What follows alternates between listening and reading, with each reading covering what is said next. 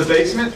The dark halls of NYU Langone Medical Center now lead to a lecture hall submerged under 12 feet of water. Well, it looks like a swimming pool. Dr. Robert Grossman is the CEO of the hospital. We had a failure of our primary power, our secondary power, our backup. All the backup systems failed within 30 minutes.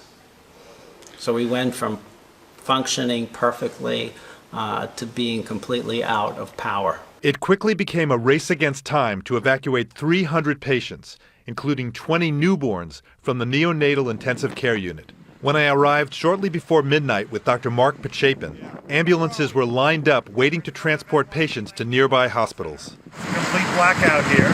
Dr. Pachapin demonstrated how hospital personnel used plastic sleds to evacuate patients down dark, narrow staircases. There were two things that had to be taken care of. One was making sure that everybody actually got off of the floor, they weren't left there. The other was figuring out who was the sickest, who needed to go down first. 31-year-old Christine Chin was in the intensive care unit with complications following a liver transplant.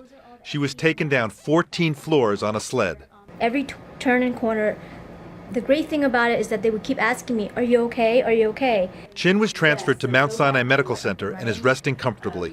Is this the worst case scenario for somebody who runs a hospital? It's hard to imagine a worst case, but the worst case would have been if we lost one patient. That would have been the worst case. Everybody got out safely, thanks to an extraordinary team effort on a day when everything else went wrong.